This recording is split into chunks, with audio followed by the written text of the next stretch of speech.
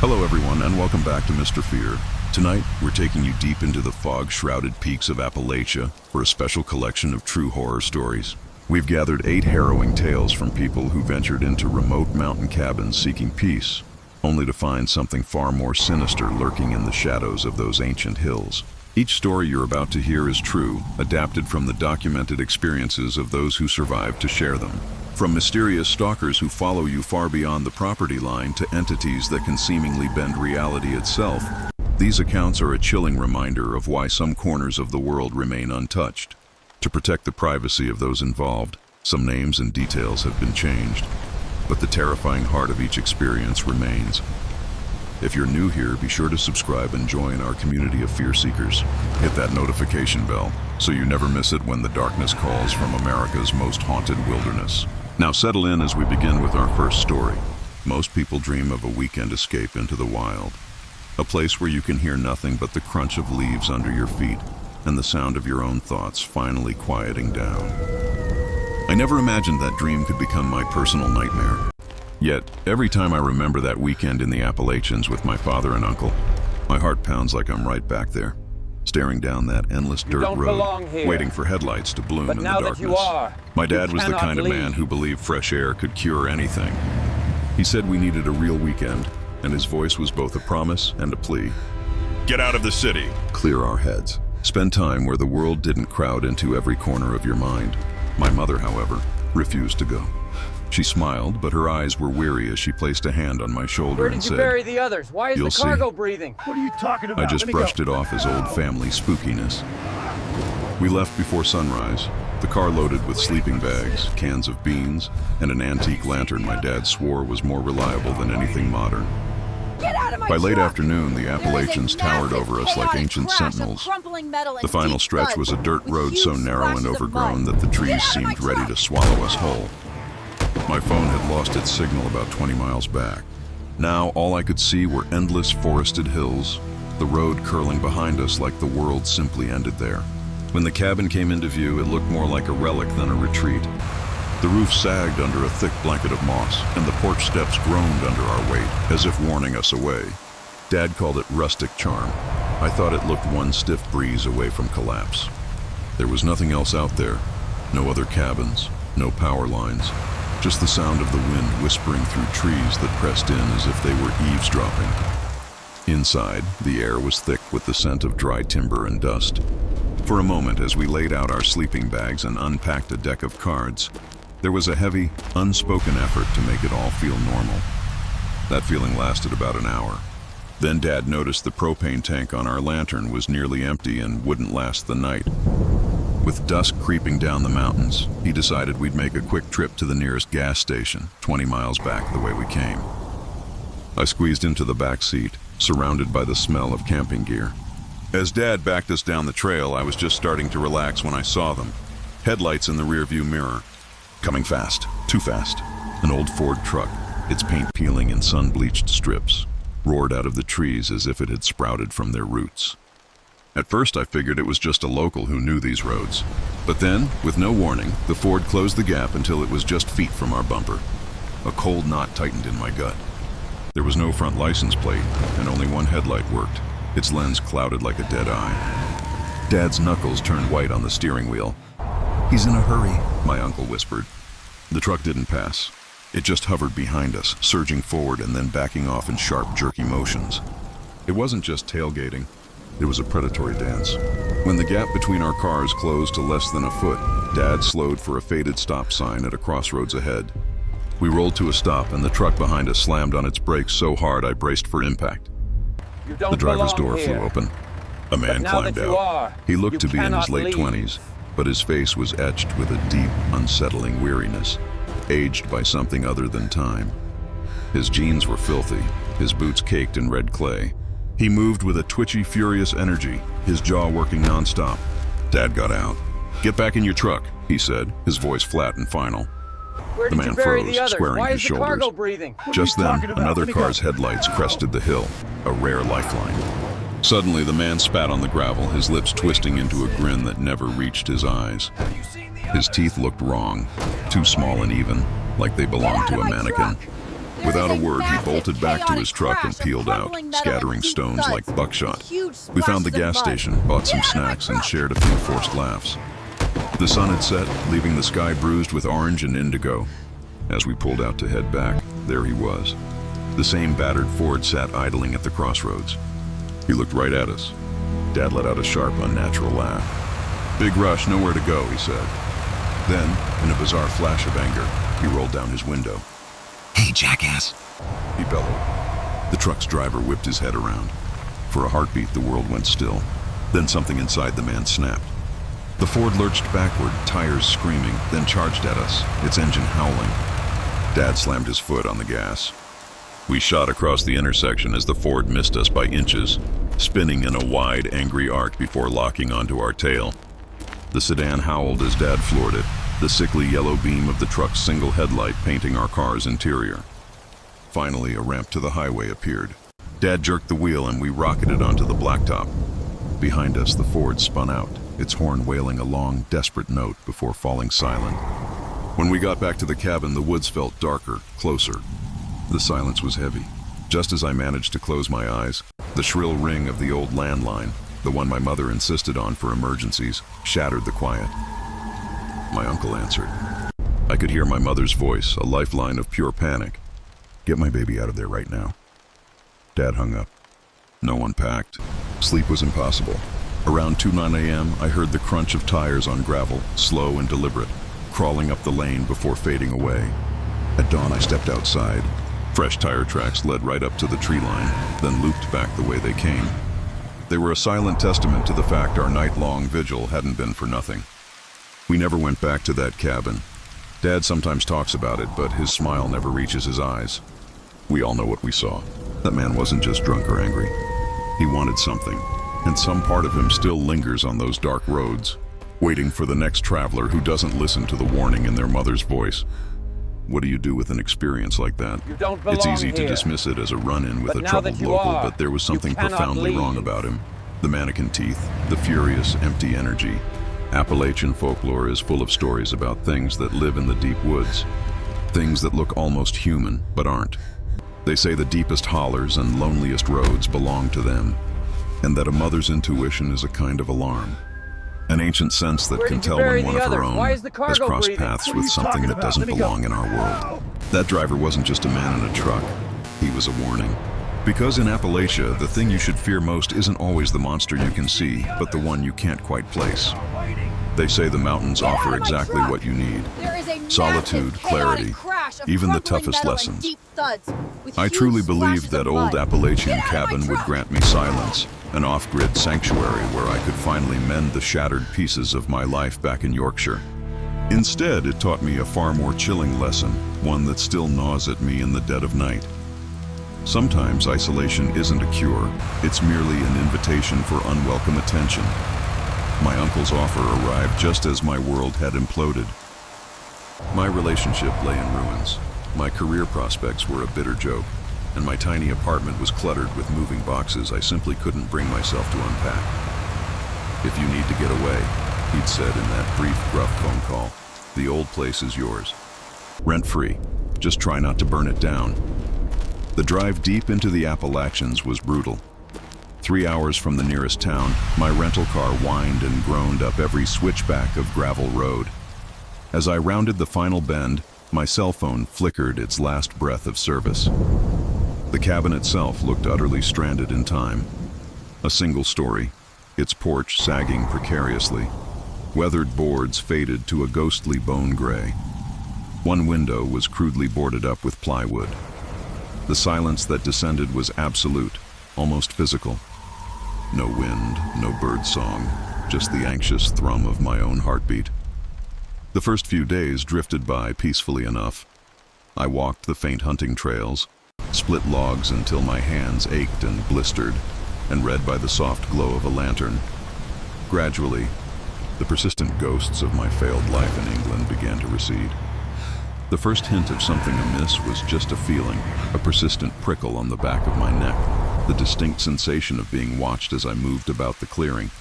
I dismissed it, telling myself it was just lingering paranoia from my unraveling life. 2 weeks into my stay, I met Wade, Twilight was settling, painting the sky in bruised purples and oranges, when I saw him standing on the other side of the creek, hands jammed into the pockets of his grimy jeans. He wore a red flannel shirt, at least 3 sizes too big, and sported a fierce, untamed beard. He appeared to be roughly my age, but his eyes held a strange, ancient malevolence that instantly put me on edge. "You stayin' in the old Carson place?" he drawled, his voice flat and hard as slate. I hesitated, trying to project a cheerfulness I didn't feel. "Yeah, that's right," I managed. He simply nodded, his gaze unwavering. What are you talking "Holler about? if you need anything," he said, before melting back into the deepening shadows of the trees. I tried to convince myself it was nothing, just a local keeping tabs. But 3 days later, when I saw Wade again, standing at the edge of the clearing with his arms folded, silently watching me split wood, a profound chill snaked down my spine. I raised a tentative hand in greeting. He didn't return the gesture. After that, his presence became a recurring nightmare, a flash of red flannel disappearing behind trees during my hikes, the unsettling certainty of eyes on me from just beyond the lantern's glow at night. I started meticulously double-checking every lock, every window latch. Then, the first note appeared, a single sheet of lined paper held down by a smooth stone on the porch. Scrawled in neat black block letters, it read, "Nice to see you by the creek. No signature. Just a chilling reminder that I was far from alone." My hands trembled, but I forced a nervous laugh. 2 days later, another note. "You look tired today." That one made my stomach clench with an icy dread. Was he watching me sleep? One morning, the axe was gone from the chopping block. I frantically searched every corner, knowing instinctively that I hadn't simply misplaced it. Someone had taken it. That night, the porch creaked. Once. A long, agonizing pause. Then again, closer to the door. My fingers tightened around the rifle my uncle had left behind. Silence fell, thick and heavy. Then, a single deliberate tap on the door. Not a knock, a soft, ominous tap. When I finally summoned the courage to look through the peephole, there was nothing but fresh, muddy footprints leading back into the inky blackness of the trees. The next day, desperation drove me to the general store in town. I described Wade to the kind-faced man behind the counter. He just shook his head slowly. "The only other cabin up that way burned down 20 years ago, ma'am. Nobody's lived up there since." It felt as if the very floor beneath me had vanished. That night, back at the cabin, I wedged a chair firmly against the door and waited, the rifle heavy in my lap. Around 3 a.m., a dog began barking furiously, directly outside my window. The sound cut off mid-snarl, abruptly. "You don't belong here." Then the doorknob began to jiggle. But now that you are, once, you cannot twice. leave. "I have a gun!" I screamed, my voice raw and cracking. The knob stilled. A slow, thoughtful silence stretched, taut and terrifying. Then a dull, resonant thump against the back wall. Once, twice, hard enough to make the lamp on the table Where tremble. did you bury the others? Why is the cargo Someone was breathing? out there What are you deliberately talking trying about? to Let me break me. When the banging finally ceased, I didn't wait. I snatched my bag, grabbed the rifle, and scrambled out a back window into the freezing night. I ran until my lungs burned and my legs screamed, until I finally saw the blessed gleam of headlights on the gravel road ahead. I flagged down a passing truck, and a young woman, her face etched with concern, drove me straight to the sheriff's office. They promised to investigate the cabin. When I returned the next morning with a deputy, a light, fresh snow had fallen, erasing any trace of tracks. The axe was still missing, but apart from that, everything appeared untouched, perfectly undisturbed. As I numbly packed my meager belongings, my heart aching with a fresh, deeper kind of despair, I found one last note, placed neatly in the center of the kitchen table. "You should have stayed longer." I drove until the looming silhouettes of the mountains faded to distant smudges in my rearview mirror. Months have since passed, but the image of Wade still haunts my dreams, always standing just beyond the tree line. Was he ever real, a flesh and blood man? Or was he merely the mountain's terrifying way of reminding me that some watchers in the wilderness harbor no goodwill, that some silences are far from peaceful? The question lingers, a cold whisper in my mind, a chilling echo of the mountains, secret. I sought refuge, a place to heal. But what I found was a malevolent presence that followed me home, forever altering the landscape of my inner world. The isolation I craved didn't bring peace. It only opened a door to a new, more profound dread, a perpetual fear that somewhere, someone is still watching, waiting for me to falter. It wasn't my cabin, not really. It belonged to Jenna's uncle, an old hunting lodge swallowed whole by the Appalachian Mountains, so deep in the wilderness that even our GPS threw up its digital hands in defeat. I needed that kind of escape desperately. My last semester had been a living hell. Failed relationships, a suffocating academic load, a constant gnawing stress that made my hands shake even when I was just trying to hold a coffee cup. The thought of complete disconnection, of vanishing into a place where no signal could reach, where the only sounds would be wood smoke and quiet, felt like a promise of salvation. There were 4 of us on this ill-fated pilgrimage. Jenna and I, her steady boyfriend Mark, and Kyle, don't belong here. a friend of Mark's. But now Kyle, that as you it turned are, out, you was one of cannot those leave. individuals who seemed constitutionally unable to tolerate silence. He filled every quiet moment with unsettling facts, and during the long drive, he rattled off Appalachian folklore like he was reading from some ancient, twisted guidebook. "If you ever hear someone calling your name in the woods, don't answer," he advised, Where did you his bury gaze the others? fixed on Why the is the blur of cargo passing breathing? trees. What are you talking about? "It's not them," I chuckled, a nervous, dismissive sound. Kyle, however, didn't crack a smile. That's when a cold prickle of unease snaked down my spine. As I realized he wasn't joking, the journey stretched on, seemingly without end. Paved highways gradually dwindled into small, forgotten towns, then gave way to treacherous gravel roads, and finally to a barely there dirt track that made our car bounce and rattle like a toy. My phone had surrendered its signal an hour before we even glimpsed our destination, plunging us into a silence far deeper than I'd anticipated. When we finally lurched into a clearing, the cabin sat there, a sepia-toned image sprung to life, a sagging porch, a crooked stone chimney, dark weathered wood that seemed to drink in the meager daylight. "We came to unplug," Jenna declared, her grin wide and optimistic, as if she'd delivered us to some rustic paradise. That first night, though, truly was perfect. We built a roaring fire, popped open some beers, and settled down for cards, the only illumination coming from a flickering lantern. Mark, in his usual theatrical style, regaled us with ghost stories, and we laughed, loud and unrestrained, until the fire dwindled to a bed of glowing embers. I drifted off to sleep, lulled by the soft pop of dying coals, feeling more relaxed and at peace than I had in months. The silence outside was profound, a vast, comforting blanket that made me acutely aware of my own steady heartbeat. Day 2 dawned bright and beautiful, crisp air filling our lungs and brilliant sunlight streaming through the trees. Jenna was eager to explore a trail her uncle had mentioned, one that supposedly led to a breathtaking ridge. There were no signs, no maps, just a vague instruction to follow the creek upstream. Initially, it was magical. The air felt impossibly clean, the forest floor soft and springy with moss. But after about an hour of hiking, an unnerving realization began to set in. Everything looked the same. Not just similar, but eerily, unsettlingly identical. The trees, the moss-covered rocks, the gentle slopes. They all blurred into one indistinguishable pattern, making it impossible to gauge our progress or even our direction. When I voiced my concern, Jenna waved it off with a forced cheerfulness. "My uncle hikes here all the time," she insisted, but her voice lacked its usual ringing confidence, You a don't subtle belong tremor here. betraying her own growing But now that apprehension. you are, you Another cannot hour leave. passed, the sun dipping lower, and the light beginning to fade, painting the forest in increasingly ominous shadows. That's when Kyle, who had been uncharacteristically quiet, stopped dead in his tracks. "Did you guys see this before?" he asked, his voice low and tight.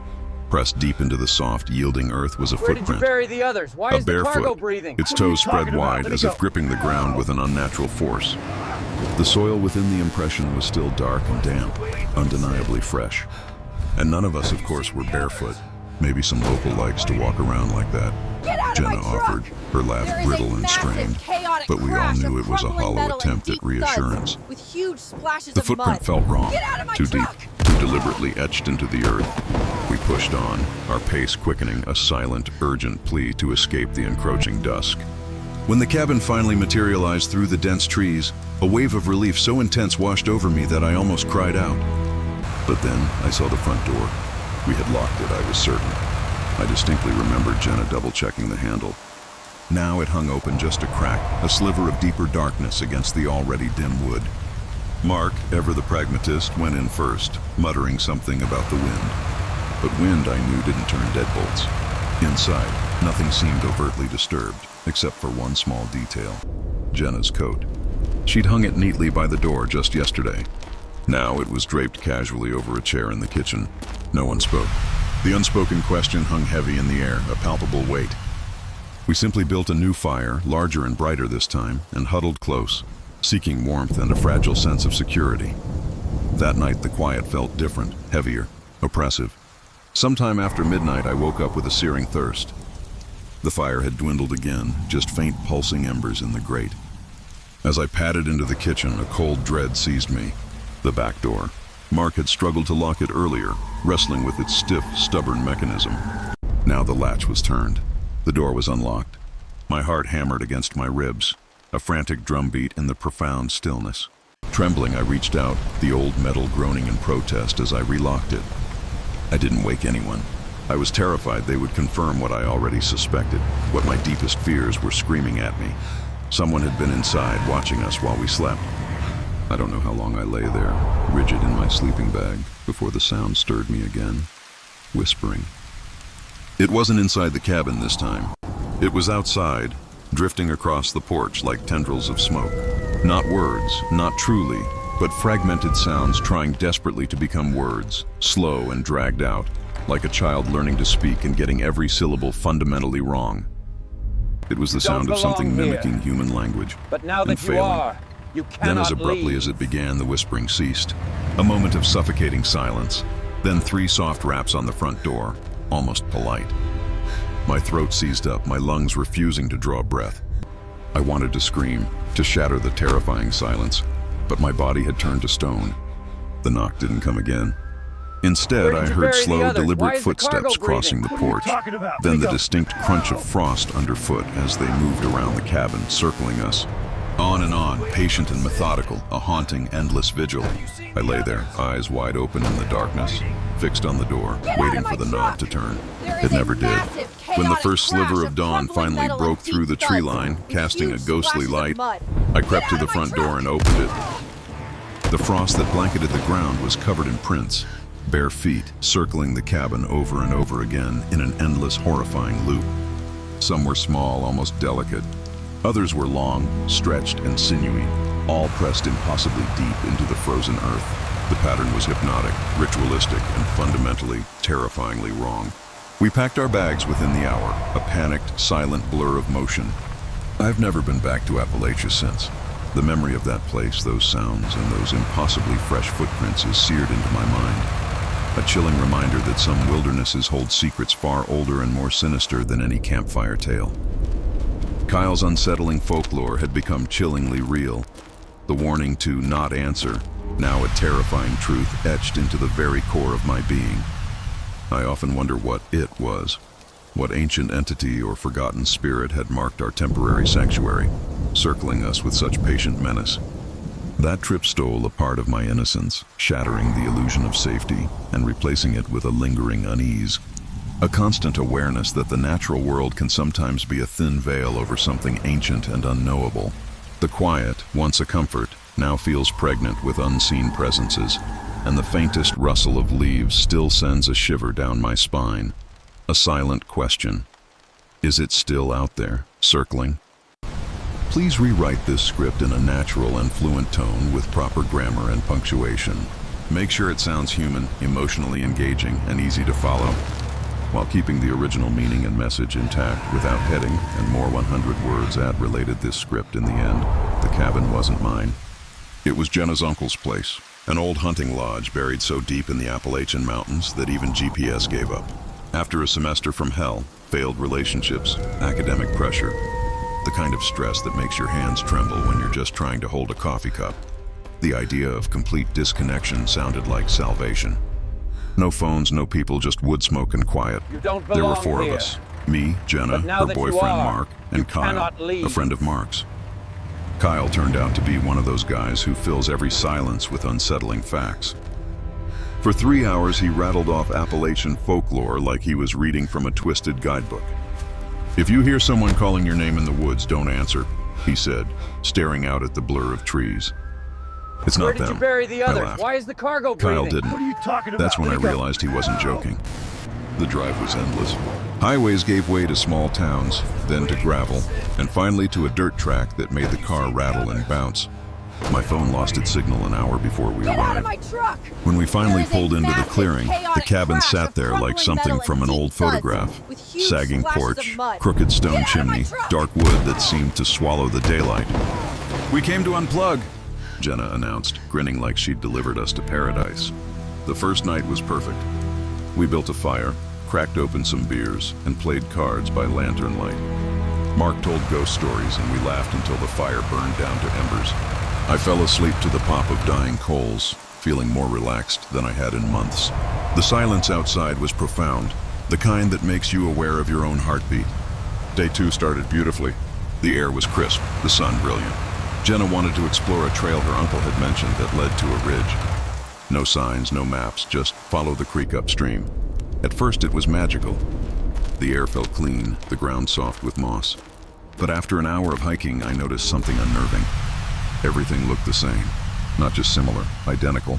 The trees, the rocks, the slopes, all blurred together, making it impossible to get our bearings. When I mentioned it, Jenna brushed it off. "My uncle hikes here all the time," she said, but her voice lacked its usual confidence. Another hour passed and the light began to fade. That's when Kyle stopped short. "Did you guys see this before?" he asked. Pressed deep into the soft earth was a footprint. A bare foot, toes spread wide as if gripping the ground. The soil inside the print was still dark and damp. It was fresh. None of us were barefoot. "Maybe some local likes to walk around like that," Jenna said, forcing a laugh. But the footprint looked wrong. Too deep, too deliberate. We kept moving, but faster now. When the cabin finally appeared through the trees, the relief was so intense I almost cried out. But then I saw the door. We had locked it. I remembered Jenna testing the handle twice. Now it hung open just a crack.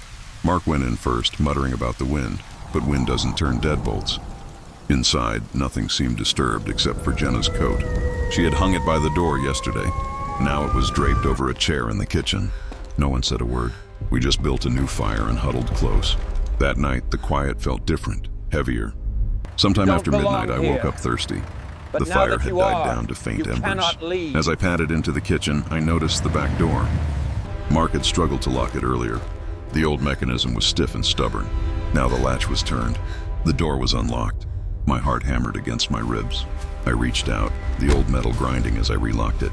I didn't wake anyone. I was afraid they'd confirm what I already suspected. Where did you bury the that others? someone Why had is been the cargo inside while we breathing? slept. What are you talking about? I don't know how long I was back in my sleeping bag before the sound woke me, whispering. It wasn't inside the cabin. It was outside, drifting across the porch like smoke. Not words, just sounds trying to become Get out words, of my truck! slow and dragged There is out, a massive, like someone learning how to chaotic crash speak and of getting it crumbling metal and fundamentally deep wrong. thuds The with whispering huge stopped. splashes of Then mud. came the knock. Get out of my truck! 3 soft raps on the front door, almost polite. My throat closed. I wanted to scream, but my body had turned to stone. The knocking didn't come again. Instead, I heard slow, deliberate footsteps crossing the porch, then crunching on the frost as they moved around the cabin, circling us. On and on, patient and methodical. I lay there, staring at the door, waiting for the knob to turn.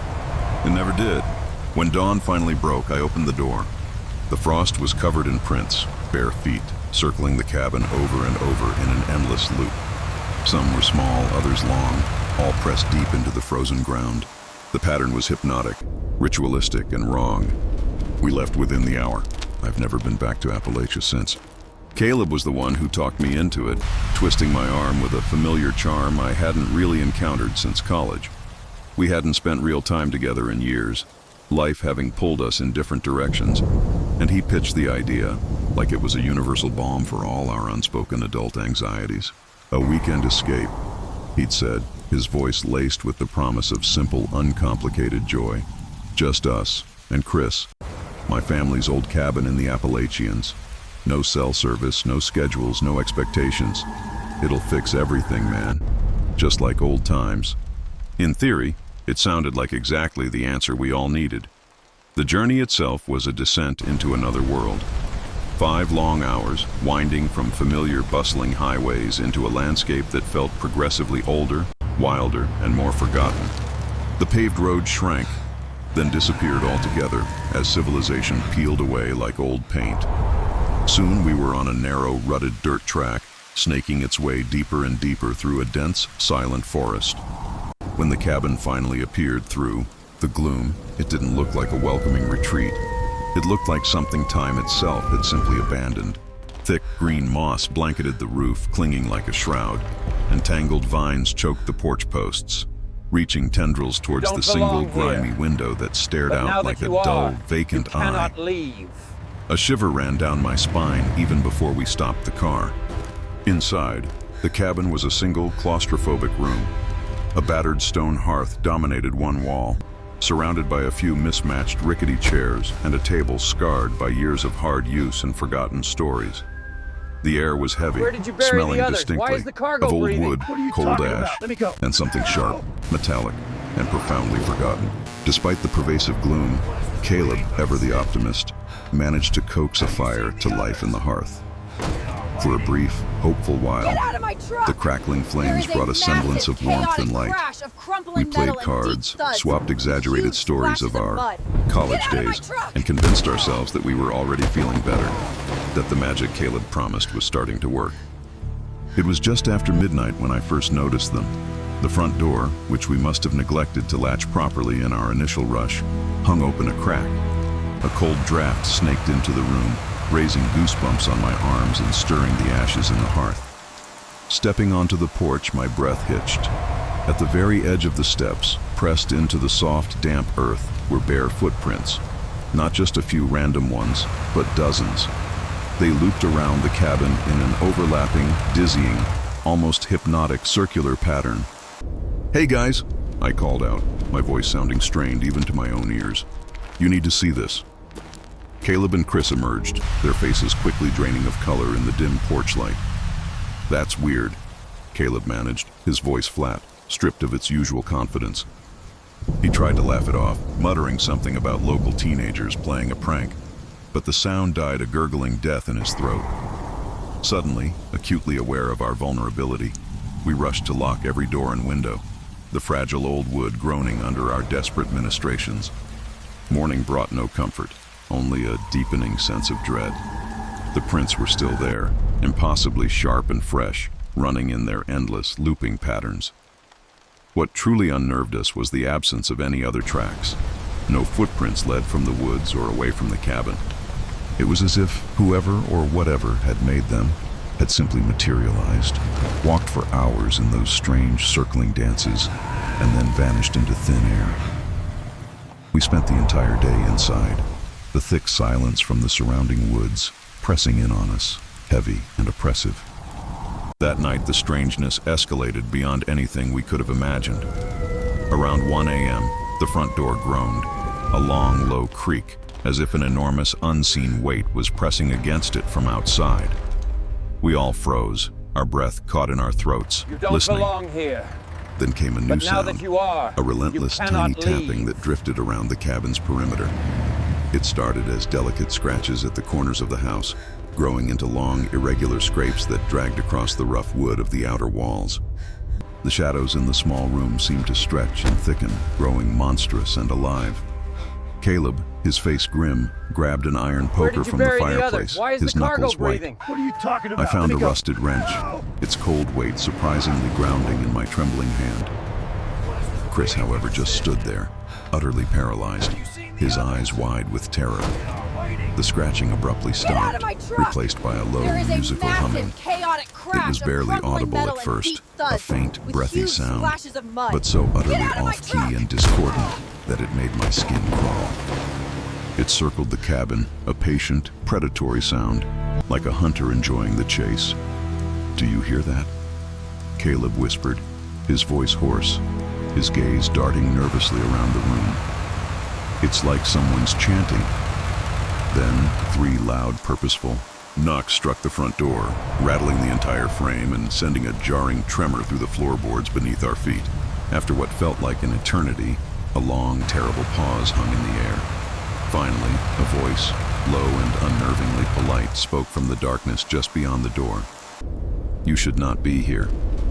Every muscle in my body seized. "We have to leave." Caleb breathed, the words barely audible, but there was no question, no argument. We didn't even grab our bags. Throwing open the back door, we bolted into the pitch-black woods, guided only by sheer instinct and unadulterated terror. No flashlights, no plan, just the frantic pounding of our own fear echoing in our ears. Behind us, we could hear heavy, unhurried footsteps matching our frantic pace, crunching through the undergrowth. Occasionally, that unsettling humming would drift closer, closer, until it felt like a cold breath on the back of our necks. We stumbled through the darkness for what felt like ages before crashing into a mossy, half-buried iron fence. Caleb scrambled over it first, his movements clumsy in the dark, then hauled Chris and me after him with a desperate strength. We didn't stop running until the icy night air burned in our lungs and our legs gave out. When we finally crept back to the cabin hours later, shivering, bruised, and utterly broken, everything was deathly still, but Chris was bleeding.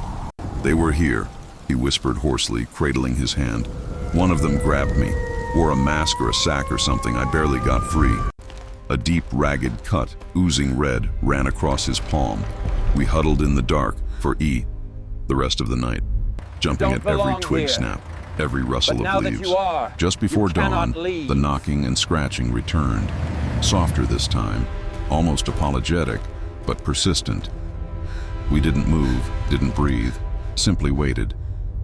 When the first tentative rays of sunlight finally appeared, painting the cabin in weak, gray light, the sounds mercifully stopped. Where did you bury the others? Why As soon is as the we cargo could, breathing? we made our way to a neighbor's place, borrowing their old landline to call the sheriff. The deputies arrived, two laconic men who searched the area with an air of professional skepticism. They found nothing. No footprints, no broken branches, no shred of evidence that anyone but us had ever been there. "Probably just a prank, fellas," one of them drawled, though his eyes lingered a moment too long on Chris's heavily bandaged hand. We didn't stay another night in that cabin, not even for a minute. Caleb's family sold the place at a considerable loss soon after, just wanting it gone. To this day, I still wonder what that impossible arrangement of footprints truly meant. Was it just a twisted warning, or was it some ancient, forgotten ritual etched into the dirt, patiently waiting for the next lost soul desperate enough to believe that isolation in the wild can heal anything? That weekend shattered any illusion I had about the innocence of the wilderness or the simple comforts of friendship. Chris rarely talks about it, but the scar on his hand is a constant, jagged reminder, and his eyes still hold a distant, haunted look. Caleb tries to pretend it never happened, his once infectious optimism now layered with a brittle edge, a forced cheerfulness that cracks under pressure. Our easy camaraderie, the very thing he hoped to rekindle, withered and died that weekend, replaced by a shared, unspoken trauma that keeps us both at arm's length. Every creak of my own home, every rustle of wind outside my window, sends a fresh jolt of adrenaline through me. I still wake in cold sweats, hearing that off-key humming, feeling phantom footsteps pursuing me through an endless, inky forest. The cabin may be gone, sold off to some unsuspecting buyer who probably sees only its rustic charm, but its presence lingers, a dark, malevolent shadow stitched into the fabric of our lives, forever questioning what exactly lies beyond the veil of what we understand, and just how thin that veil truly is. I was just 17 when I first stepped out onto the worn porch of my uncle's Appalachian cabin. He'd owned the place for as long as I could remember, a small, rustic box swallowed by an ancient, seemingly endless forest. The only way in was a narrow, hard-packed dirt road that twisted like a snake for miles, winding through shadowed valleys that felt untouched by time. My uncle, a man of few words, simply called it peaceful, the best silence you'll ever find. After a year of suffocating city noise and teenage chaos, I desperately believed him. His warnings were blunt. No cell service, no neighbors for miles, not even a whisper of a radio signal. It was precisely the kind of complete isolation I thought I craved. He pressed the heavy iron keys into my palm, his gaze almost Where did you superstitious. bury the others? Why Just is the keep to cargo yourself breathing? out here, What are you Riley. talking about? He murmured, his voice low. And nothing will bother you. The drive swallowed the better part of an afternoon. When the cabin finally materialized through the dense canopy, it looked hunched and faded, Get out of my almost truck! melting into the There is a surrounding massive, trees. chaotic crash of Inside, the air was crumbling metal thick with the and deep comforting thuds, scent of old with books and huge wood splashes smoke. of mud. Get out of my Sunlight, truck! pale and dusty, sliced through warped board seams like thin, shimmering ribbons. For the first 2 days, it was absolute perfection. I devoured forgotten paperbacks by the soft glow of a lantern and wandered the faint, overgrown trails.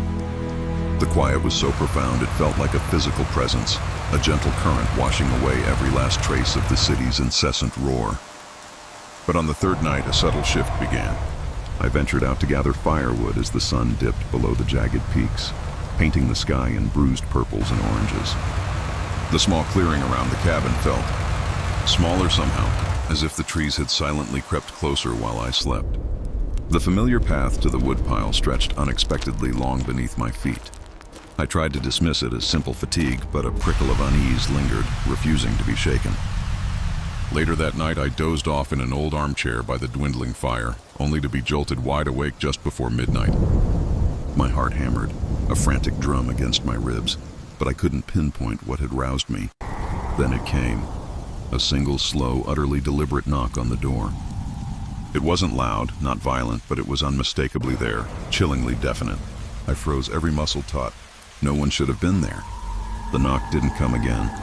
I tried to rationalize it away, whispering "wind" to myself like a prayer, but sleep remained an elusive, terrifying stranger. In the harsh light of morning, I attempted to shrug off the previous night's terror. Yet, when I returned from fetching water at the stream, a walk of perhaps 15 minutes, the cabin door stood wide open, gaping like a wound. My first desperate thought was a stray animal.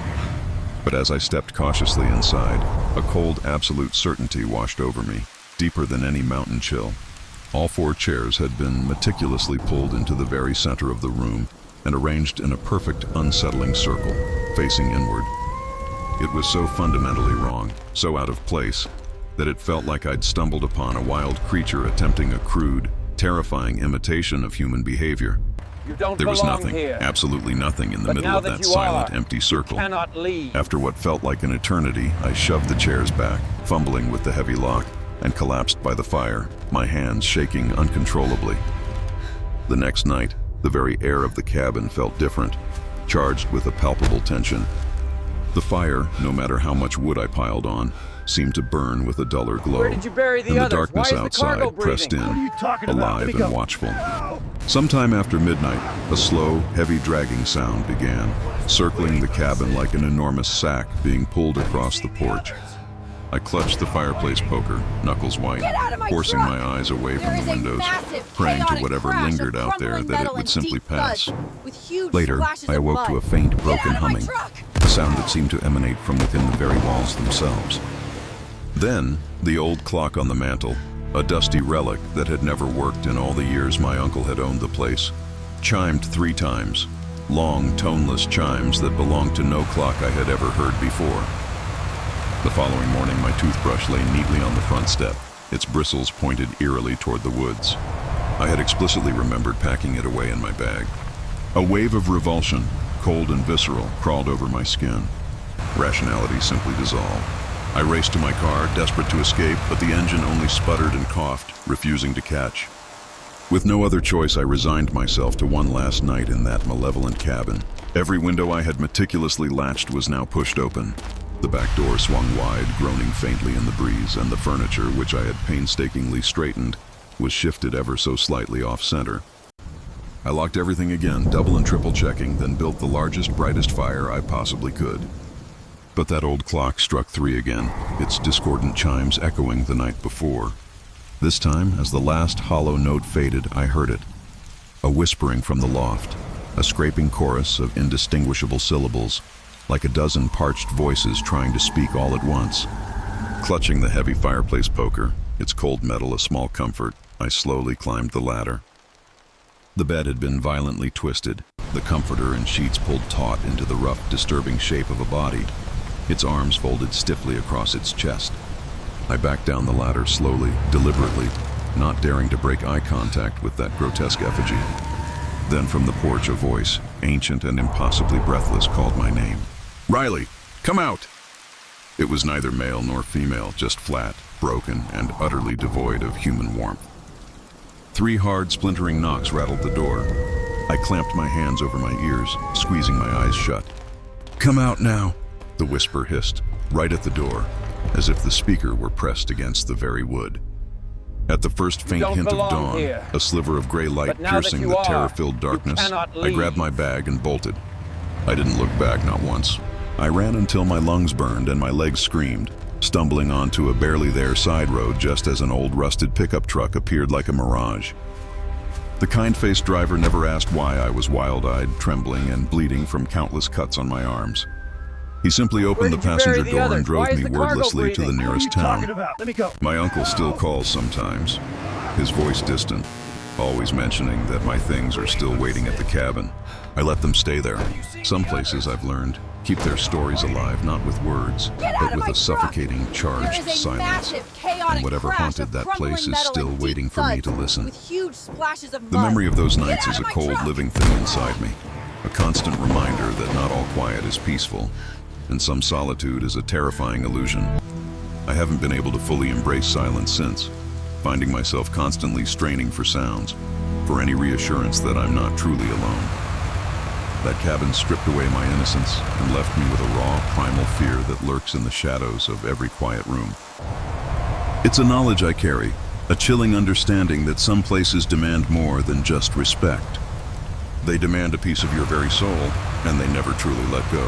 That deep, ancient forest is still out there, watchful, and sometimes late at night, I swear I can still hear the distant, toneless chime of that clock. Please rewrite this script in a natural and fluent tone with proper grammar and punctuation.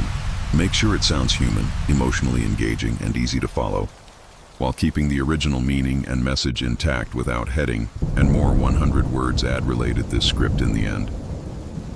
I was 17 when I first set foot in my uncle's Appalachian cabin. He'd owned the place for years, a rustic little box surrounded by an ancient, unending forest. The only way in was a snake of hard-packed dirt that twisted for miles through shadowed valleys. My uncle called it peaceful, the best silence you'll ever find. After a year of teenage chaos, I believed him. He warned me, no cell service, no neighbors, not even a radio signal. It was exactly what I thought I wanted. He handed me the keys with a look that was almost superstitious. "Just keep to yourself out here," he said, "and nothing will bother you." The drive took all afternoon. The cabin, when it finally materialized, was hunched and faded, nearly camouflaged by the trees. Inside, it smelled of old books and wood smoke. Sunlight slipped through warped boards and pale, dusty ribbons. For the first 2 days, it was perfect. I read ancient paperbacks by lamplight and walked the worn trails. The quiet was so profound it felt loud, washing away the noise of the city. On the 3rd night, things started to change. You don't belong I went out to here. gather firewood as the But sun now was that setting. you are, you The cannot clearing around the leave. cabin seemed smaller, as if the trees had crept forward while I slept. The path felt longer. I laughed it off as fatigue, but a subtle unease remained. That night, I dozed off in an armchair by the fire, only to be jolted awake just before midnight. I wasn't sure what had woken me. Then it came, a single Where did you deliberate bury knock the on the others? door. Why is the cargo Not breathing? loud, but What are you definite. talking about? I Let me go. froze. No one should have been there. The knock didn't come again. I convinced myself it was the wind, but sleep wouldn't return. In the morning, I tried to shake it off. But when I returned from fetching water at the stream, Get out of a my walk truck! of maybe 15 There minutes, is a the massive, cabin door was chaotic wide open. crash of crumbling My metal first and thought was deep an animal. thuds with huge But as I stepped splashes of inside, a mud. cold certainty Get out of washed my over truck! me. All 4 chairs had been pulled into the center of the room and arranged in a perfect circle, facing inward. It was so fundamentally wrong, it felt like I'd stumbled upon a wild animal trying to mimic human behavior. There was nothing in the middle of the circle. After a long moment, I shoved the chairs back, locked the door, and sat by the fire, my hands shaking. The next night, the cabin itself felt different. The fire seemed to burn less brightly, and the darkness outside felt alive. Sometime after midnight, I heard a slow, heavy dragging sound circling the cabin, like a sack being pulled across the porch. I clutched the fireplace poker, forcing myself not to look out the window. Later, I woke to a faint, broken humming that seemed to come from inside the walls. The old clock on the mantel, which had never worked, chimed 3 times. Long, toneless chimes that didn't belong to any clock I'd ever heard. The next morning, I found my toothbrush placed neatly on the front step. Bristles pointed toward the woods. I had left it packed in a bag. My skin crawled. Rationality dissolved. I raced to my car, but the engine only sputtered and refused to catch. With no choice, I returned to the cabin for one last night. Everything I had locked was now open. Windows pushed up, the back door swinging wide. Furniture shifted just slightly off-center. I locked everything again and built the biggest fire I could. That old clock struck 3 again. This time, after the chimes faded, I heard whispering from the loft, a scraping chorus of syllables, like a dozen voices trying to speak at once. Clutching the poker, I climbed the ladder. The bed had been twisted, the comforter and sheets pulled into the rough shape of a body, arms folded across its chest. I backed down slowly. Then from the porch, a voice, ancient and breathless, called my name. "Riley, come out." It was neither male nor female, just flat and broken. 3 hard knocks rattled the door. I clamped my hands over my ears. "Come out now!" the whisper hissed, right at the door. At the first hint of dawn, I grabbed my bag and bolted. I didn't look back. You don't belong here. I stumbled onto a side But road now just that as an you old are, truck appeared. You cannot leave. The driver never asked why I was wild-eyed and bleeding from cuts on my arms. He just drove me to the nearest town. My uncle still calls sometimes, telling me my things are at the cabin. I let them stay there. Some places keep their stories alive, not with words, but with silence. And whatever haunted that place is still waiting for me to listen. Where did you bury the others? Why is I the never cargo expected to breathing? inherit anything more than a few dusty books. Certainly nothing that would plunge me into such chilling darkness. But when the call came from a lawyer's office in West Virginia, informing me of my great-uncle's passing, my life took a sharp, Get out of my unsettling truck! turn. There is a My family massive, rarely chaotic spoke of him, crash of crumbling and now metal he'd and left me deep a single thuds, ramshackle huge room splashes perched on of the mud. crest of a forgotten Get out of my Appalachian truck! hollow. Rumor had it, he'd lived his final decades as a hermit, so deeply entwined with the hills that local children whispered his name in their scary stories. "Just take a weekend," my mother had urged, her tone dismissive of any potential strangeness. "Clear it out, see what's worth keeping." Yet, with a writer's insatiable appetite for the bizarre and the unexplained, I bought a plane ticket, crossing an ocean from the UK, a quiet thrill of morbid curiosity running through me. The journey itself felt like a descent into another world. The paved road soon surrendered to gravel, then to nothing more than 2 faint ruts in the long grass. It was well past dusk when my headlights finally pierced the gloom, revealing the cabin, a listing, tilted structure clinging precariously to a lopsided trail, its front door hanging eerily ajar. Inside, the air was cold and heavy with dust, carrying a distinct metallic scent, like copper pennies mingling with stale tobacco. It was impossibly tiny. In a rickety kitchen drawer, I discovered a stack of envelopes bound tightly with twine. Dozens of them, all addressed to my uncle, yet each written in a different, unfamiliar hand. My fingers trembled slightly as I untied the stack. One by one, I opened them. You don't belong Every here. single one was utterly, But now that you disconcertingly are, empty. you That cannot night, leave. a fine, ghostly mist rolled down from the hills, wrapping the cabin in a thick, suffocating veil. I drifted into an uneasy, restless sleep, only to be yanked back to consciousness by a soft, measured knock on the door. I peered into the impenetrable gloom, but the window offered only a black, reflective mirror. A second knock bury the came, others? Why is polite the yet cargo deliberate, breathing? followed by a woman's about? Let voice, me go. calm and unnervingly close. "Excuse me, can you help me?" Her voice was kind, yes, but there was something profoundly wrong with its rhythm, as if she were painstakingly plucking each word from a strained memory. Get out of my truck! "Please, I'm hurt," There is she a uttered. massive, chaotic It wasn't crash desperate of or crumbling pleading. metal and deep It was just thuds wrong. with huge My great-uncle's splashes of cryptic mud. warning, Get out of my whispered truck! across years and forgotten relatives, echoed in my mind. Never open the door for anyone you don't see arrive. I stayed utterly silent, my heart pounding, until eventually the voice faded away. At dawn, a prickle of unease still tracing my spine, I stepped onto the porch. In the thick mud leading right up to the door were bare footprints, slender and surprisingly deep. They circled the cabin, stopping at each window, always facing inward, as if watching me. The fog, rather than lifting, had thickened, transforming the world outside into an impenetrable white wall, making any escape impossible. Retreating inside, for reasons I still can't fully grasp, I scattered the blank letters across the worn table, a strange offering to the encroaching dread. That night, the knocking returned, harder this time, more insistent. Then my name, spoken by a voice that was both chillingly familiar and utterly alien. "Dorian, open up." "It's me." It repeated my name, then began to list things no visitor, no human could possibly know.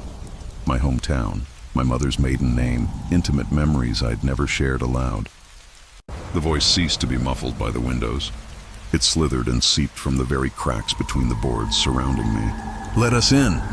A chorus of voices now pleaded, promised, and coaxed, twisting my deepest fears as they taunted me with vivid memories of people I'd loved and lost. The walls began to shudder, a low rumble vibrating through the floorboards. In a desperate frenzy, I shoved the heavy table against the door, then the rickety cot, then my backpack. As the barrage of voices reached a fever pitch, an almost physical assault on my sanity, I clamped my hands over my ears, squeezing my eyes shut against the unseen terror. Just before dawn, a merciful sliver of the fog finally lifted, enough for me to escape.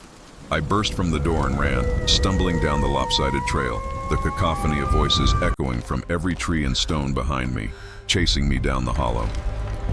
In town, the sheriff listened with weary patience, his eyes holding a familiar, knowing sadness. But now that you are, "You're not the first to come down from those hills with wild tales," he said, his words doing little to soothe my shattered nerves. The cabin, that terrible place, continued to haunt my dreams, its spectral presence clinging to me. The blank letters which I had inexplicably brought home with me would sometimes be found arranged in strange, Where did you bury the others? indecipherable Why is the cargo patterns on breathing? my desk when I returned to a room, as if trying to spell out some unspoken horror in my absence. I have never gone back to that mountain, that hollow. My family, eager to be rid of the cursed property, eventually sold the land to a developer. But when he arrived to survey the property, he found the cabin had mysteriously collapsed, half swallowed by the earth, with nothing left but a scattering of those same empty envelopes dancing in the breeze like forgotten whispers. Even now, years later, a part of me wonders what secrets those blank pages held, what messages they waited to receive or to deliver. Was my great-uncle trying to warn me, or was he merely a guardian, holding back a darkness that was always there, waiting for an invitation? The voices, the footprints, the impossible knowledge they possessed, it all suggests a malevolent intelligence that thrives on isolation and old tragedies. I often stare at the remaining letters, sometimes finding a faint indent, a shadow of what might have been written, and I feel a shiver of dread that those entities, whatever they were, might still be searching, might have left those blank pages as a chillingly patient invitation, waiting for someone, anyone, to fill them with their own stories, their own fears, drawing them into the desolate heart of the forgotten hollow. Looking back, I see all the moments when we could have turned around. That little voice that knows when the world is about to go wrong was whispering. But at 14, you don't listen to fear until it's already hunting you. That autumn, my aunt offered us her mountain cabin for a weekend of pure freedom. It was a cherished tradition. The adults would hand over the keys, a few snacks, and a single stern warning: stay together and lock the doors. There were 8 of us, a truly chaotic mix of friends and cousins, all buzzing with the intoxicating thrill of independence. The cabin itself was modest, just 2 bedrooms, and it carried that unmistakable scent of old dust and brewing coffee. The nearest neighbor was miles away, and the woods pressed in on all sides, a dense dark wall bristling with untold secrets. Night fell incredibly fast, like a heavy blanket abruptly thrown over the mountains, and then, without a flicker, the power simply went out. One moment there was light, the next, absolute black silence. Nervous giggles soon filled the sudden void. "Old wiring," someone mumbled, their voice a little too steady to be convincing. You don't belong Someone, here. probably bored, suggested we head out to the old bridge by the stream. Feeling invincible and utterly reckless, we grabbed a single lantern and a Bluetooth speaker, then stumbled down the faint, winding trail. The darkness out there was tangible, clawing and intimate. The bridge itself was just a sagging plank spanning a black, barely trickling stream. We huddled Where did you together, bury the others? the Why music is the from the cargo speaker breathing? a fragile barrier Let me against go. the vast quiet. For a few perfect fleeting minutes, everything felt exactly as it should. Then Chris froze. "Do you see them?" he asked, his voice barely a whisper. Get out of my truck! I turned slowly. There is a massive At the very chaotic edge of the crash woods, of where the crumbling deep metal and darkness deep met our thuds, path, with stood huge shapes. splashes of mud. 6 or 7 Get out of of my them, truck! utterly still, watching us. They were too tall for children, yet too awkwardly built for adults. They wore what looked like crude sacks over their heads, tied with dark cord, with raw, bottomless eye holes torn out. Some held long, bent iron tools that glinted sickeningly in the weak lantern light. "No way," Bella breathed, her voice trembling. "That can't be real." As the seconds stretched thin and taut, one of them started walking toward us.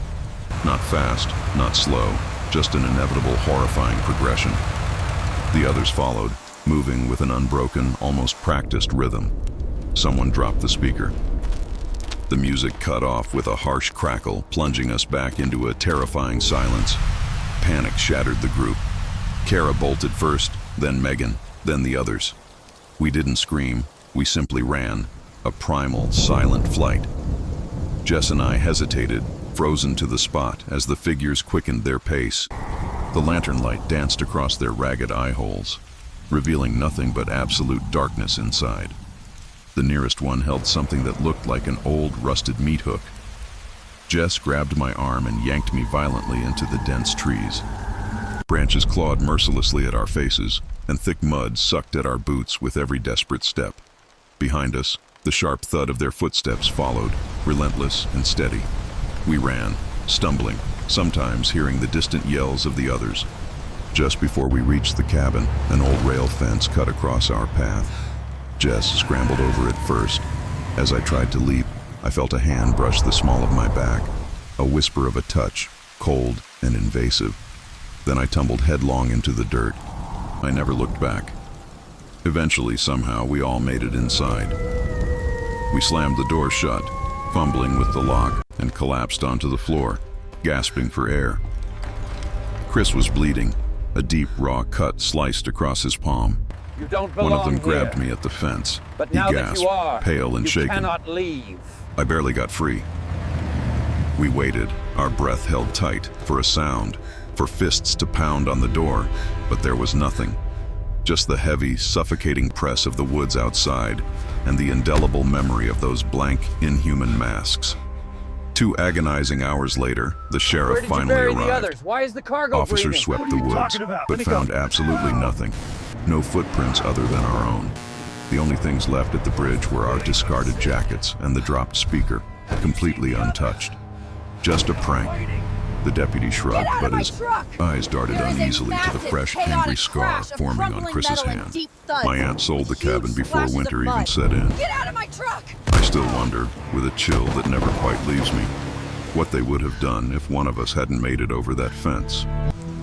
I only know that some things you encounter in the depths of the woods wear masks not to pretend, but to ensure they are remembered. And for those of us who survived that night, the memory is more than enough. A prank. The deputy's dismissal echoes in my mind even now, years later. How do you explain the visceral terror, the absolute certainty of malice, when the tangible evidence evaporates? We were just kids, sure, but what we saw, what we felt, wasn't a game.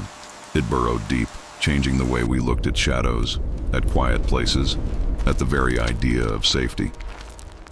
Chris's scar faded, but the phantom touch on my back never truly did. We rarely spoke of that night, not in detail. It became a silent bond, a shared trauma that set us apart from everyone else who hadn't stood on that bridge, under that cold, unforgiving sky, watched by those unblinking, empty eyes. Sometimes I still hear the music cut out, and in the sudden silence, the sound of their footsteps. The woods, once a place of adventure and innocent exploration, became a landscape of profound, ancient You dread. don't belong here. It's a knowledge you carry, But now that you heavy are, and you cold, cannot leave. a constant reminder that not all mysteries want to be solved, and some horrors prefer to remain nameless, lurking just beyond the edge of what we can comprehend. The first time I laid eyes on the cabin, I nearly walked right past it. It wasn't the kind of place you just stumble upon. It was a place you had to be led to, or maybe even claimed by. Where did you bury My the Uncle others? Will Why had is the always cargo called it his breathing? bolt What are you hole, talking the about? last Let me go. resort for a life he'd lived on the run. When he passed, he left me the deed and a map that looked less like a legal document and more like a treasure hunt drawn by a very nervous hand. My mother tried to warn me. Get out of my Morgan, truck! she'd said, There is a her voice massive, heavy. chaotic crash Sometimes of what stays in crumbling the metal and hills is deep meant to thuds stay with lost. huge splashes But the of mud. romance of the Get out of unknown, my truck! of a secret legacy, was too strong to resist. I promised myself I'd just spend a weekend, snap a few pictures for memory's sake, and then put it all behind me. The path to Will's land was a mockery of the word road. It dissolved from weathered blacktop to gravel, and finally to a dirt track swallowed by a solid wall of trees. The deeper I drove, the more the civilized world seemed to peel away behind me. I finally had to abandon the car at a blank wooden sign and hike the last mile uphill. I didn't see the cabin until I was practically on top of it. It slumped against the hillside as if it had grown there, its logs a ghostly warped gray. Inside, it was a single room steeped in shadow and a thick blanket of dust. The air smelled of wet rot, the metallic tang of old pennies, and something else, something unsettling I couldn't quite name.